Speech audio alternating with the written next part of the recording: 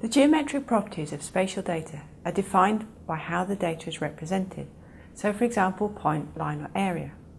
But it's not solely defined by what you're trying to represent, but also the scale at which you're trying to represent it, the scale at which you're trying to do your analysis.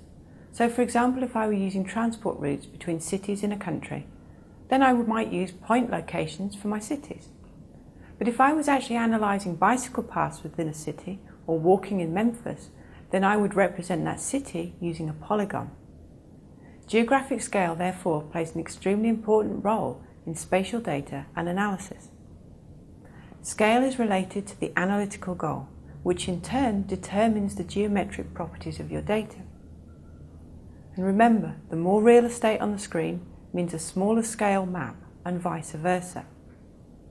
Geometric properties use coordinate information and include information about the position and also measurements such as the length, direction, area, proximity and volume. Proximity or distance allow us to find what's nearby.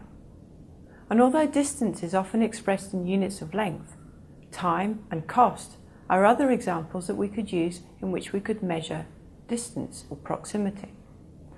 So for example, how long does it take to reach downtown? Or how much does it cost to fly from one city to another?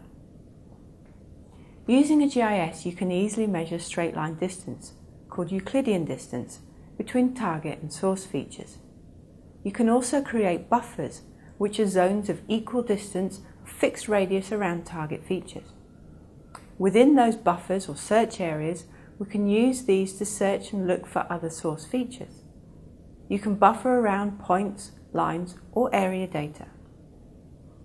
Remember though, spatial data represents the Earth, and the Earth isn't flat. Actually, strictly speaking, it isn't round either. It's actually a lumpy spheroid. Computer screens and paper maps don't really come that way. They tend to be flat, and they'd be rather tricky to use if they did come as spheroids. So mathematical transformations called projections are used to translate from a spheroid to a flat surface. In doing this transformation, the reality is always slightly distorted in some way.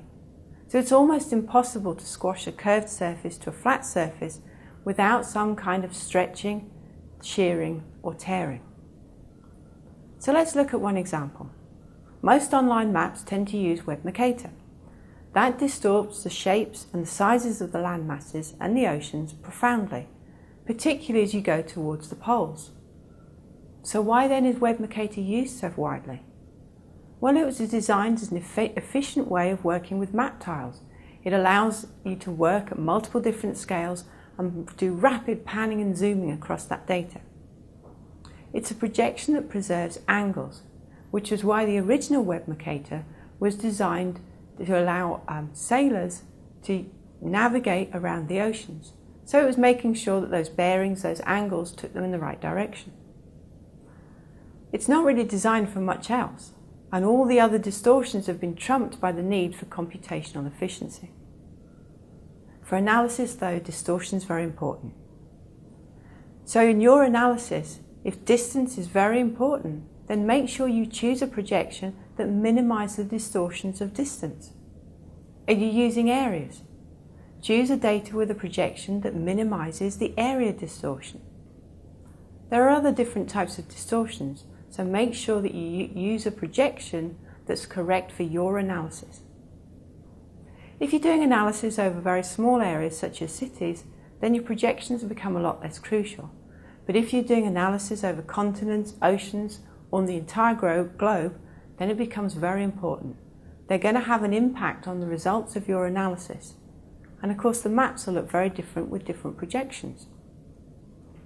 Try searching on map projections to see some of the ways in which the spheroidal Earth is represented as a flat surface. So your analytical results are particularly important if you're going to represent them as a thematic data, as a thematic map. It's quite likely that you will when you're doing analysis, because the thematic maps actually allow us to show information about places. That tends to be what spatial analysis is about. So remember, your map's going to look different with different projections. So using spatial data allows us to analyse and better understand the world. We can describe information by location, and we can query attributes to provide more detail about those places. But doing good analysis is really about the question. It's about what scale you're going to do your analysis. What is your analytical goal of actually doing that? That's what leads you to getting a meaningful answer to your analysis. You should better understand your data. You should query that data, get descriptive statistics for that data. You should also understand how the decisions you make impact upon your analysis. Effective analysis goes way beyond actually just picking the right tools for your analysis.